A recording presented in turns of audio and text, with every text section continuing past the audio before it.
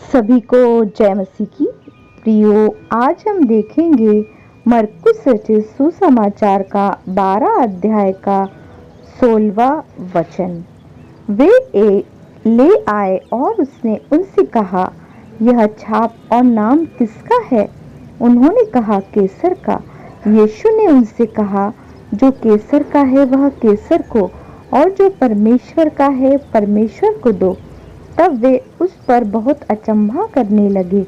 फिर सादुकियों ने भी, जो कहते हैं कि मरे हुओं का जी उठना ही नहीं, उसके पास आकर उससे पूछा, हे गुरु, मूसा ने हमारे लिए लिखा है कि यदि किसी का भाई बिना संतान मर जाए और उसकी पत्नी रह जाए, तो उसका भाई उसकी पत्नी से ब्याह कर ले और अपने भाई के लिए वंश उत्पन्न कर ले।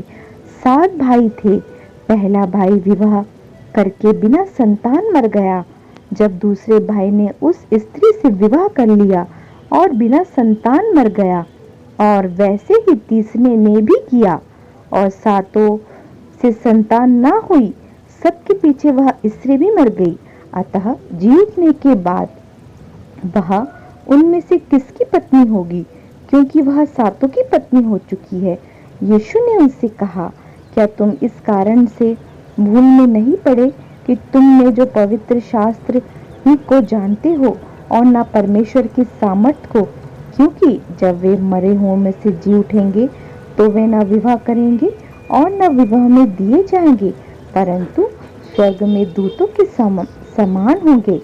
मरे हुओं में से जी उठने के विषय में क्या तुमने मूसा की पुस्तक में झाड़ी की कथा में नहीं पढ़ा कि परमेश्वर ने उससे कहा, मैं अब्राहम का परमेश्वर और इसहाक का परमेश्वर और याकूब का परमेश्वर हूँ।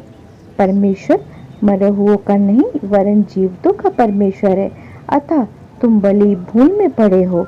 शास्त्रियों में से एक ने आकर उन्हें विवाद करते सुना, और यह जानकर कि उसने उन्हें अच्छी रीति से उत्तर दिया, उससे पूछा, सबसे मुख्य आज्ञा कौन सी है? यीशु ने उत्तर दिया, सब आज्ञाओं में से यह मुख्य आज्ञा है, हे इज़राइल सुन, प्रभु हमारा परमेश्वर एक ही प्रभु है, और प्रभु अपने परमेश्वर से अपने सारे मन से और अपने सारे प्राण और अपनी सारी बुद्धि से और अपनी सारी शक्ति से प्रेम रखना। और दूसरी यह है कि तू अपने पड़ोसी से अपने समान प्रेम रखना। इससे बड़ी और कोई आज्ञा नहीं। शास्त्री ने उससे कहा, हे गुरु, बहुत ठीक, तूने सच कहा है कि वह एक ही है और उसे छोड़ और कोई नहीं, और उससे सारे मन और सारी बुद्धि और सारे प्राण और सारी शक्ति के साथ प्रेम रखना, और पड़ोसी से अपने समान प्रेम रखना सारे होम बलि और मेल बलि से बढ़कर है। तब यीशु ने देखा कि उसने समझ से उत्तर दिया, तो उससे कहा, तू परमेश्वर के राज्य से दूर नहीं। और किसी को फिर उससे कुछ पूछने का साहस ना हुआ।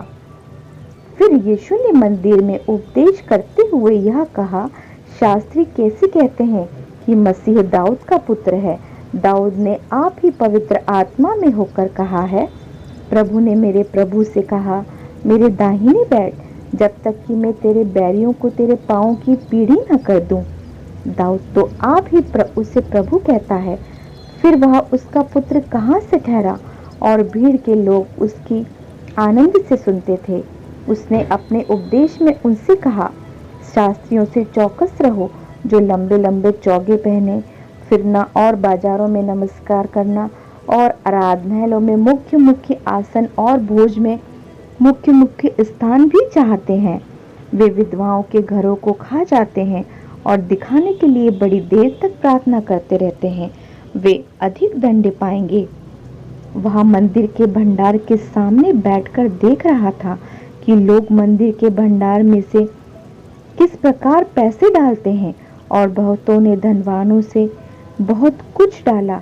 इनमें से एक कंगाल विधवा ने आकर 2 दमड़ियां, जो एक अधेले के बराबर होती हैं, डाली। तब उसने अपने चेलों को पास बुलाकर उनसे कहा, मैं तुमसे सच सच कहता हूँ कि ये मंदिर के भंडार में डालने वालों में से इस कंगाल विधवा ने सबसे बढ़कर डाला है, क्योंकि सब ने अपने धन की बढ़ती में से डाला है, परंतु इसने अपनी घटी में से जो कुछ उसका था अर्थात अपनी सारी जीविका डाल दी। परमेश्वर इन वचनों के द्वारा हम सभी को बहुतायत की आशीष दे। सभी मेरे प्रिय भाइयों बहनों को जय मसीह की। प्रियो वचनों पे चले, वचनों को माने। परमेश्वर वचनों के द्वारा हमें बहुतायत की आशीष देते हैं। एक बार फिर से जय मसीह की।